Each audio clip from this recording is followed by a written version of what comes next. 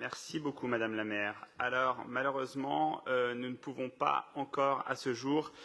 penser que les crises Covid sont derrière nous. Hier encore, en France, une centaine de personnes est décédée des suites de la pandémie. Et malheureusement, en matière sanitaire, on a peu de certitudes. En revanche, en matière politique, on en a. Et par exemple, la volonté de la ville de Paris de maintenir le dynamisme du tissu économique parisien fortement impacté par cette pandémie Covid et notamment pour son secteur restauration. La volonté de la ville d'accompagner la reprise d'activité et de faciliter le respect des règles de distanciation physique. Ben voilà, ce sont des certitudes que l'on a vues à l'œuvre depuis 2 ans et demi maintenant, notamment avec le développement des terrasses éphémères qui ont été installées dans l'espace public dès le début de la pandémie, dès juin 2020. Avec un certain succès et donc pour pérenniser ce dispositif, la ville, notamment avec Olivia Polski, dont j'apprends qu'elle est Covidée, donc je lui souhaite un rétablissement aussi rapide que possible, mais donc la ville a organisé des concertations pour pérenniser ce dispositif avec un nouveau règlement des étalages et des terrasses, donc un nouveau RET au printemps dernier, autorisant à la fois plus largement l'installation des terrasses sur l'espace public afin de maintenir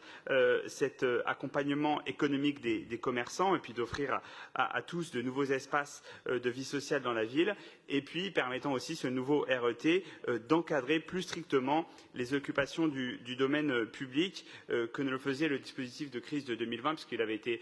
mis en œuvre très rapidement dès le début de la pandémie. Cette réforme a été accompagnée de dispositifs de médiation et aussi de contrôle renforcé, avec notamment la mobilisation de la police municipale, dont c'est une des missions, évidemment en lien étroit avec les mairies d'arrondissement, afin de réduire les nuisances pour les riverains et de vérifier, par exemple, que les affichages réglementaires sont respectés. Vous imaginez qu'Apparaissant, c'est un sujet très important, notamment pour les conseils de quartier qui nous en parlent beaucoup, et c'est la raison pour laquelle je me réjouis que sur les bases de l'expérience de 2021, un travail lourd ait été fourni à la fois par la direction de l'urbanisme et par notre mairie pour instruire les plus de 2000 demandes de terrasses éphémères qui concernent Paris Centre et qui ont été émises pour 2022, avec, pour celles qui ont été traitées par la mairie de Paris Centre, environ 50% d'avis favorables, qu'ils soient avec ou sans réserve, et 50% d'avis défavorables, ce qui montre bien, ce qui traduit, je pense, l'esprit d'équilibre qui nous guide pour tenter de répondre aux attentes des établissements qui, évidemment, veulent pouvoir travailler,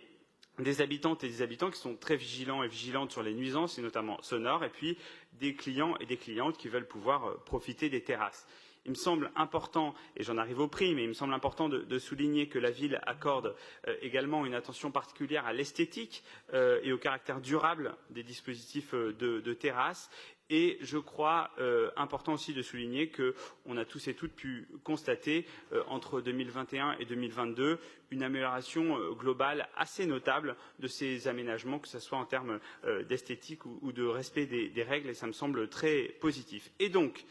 l'idée d'organiser un concours de la terrasse parisienne avait été approuvée et je crois un consensus très large s'était dégagé autour de cette idée par les participantes et les participants à la concertation en 2021, tout simplement pour valoriser les terrasses les plus vertueuses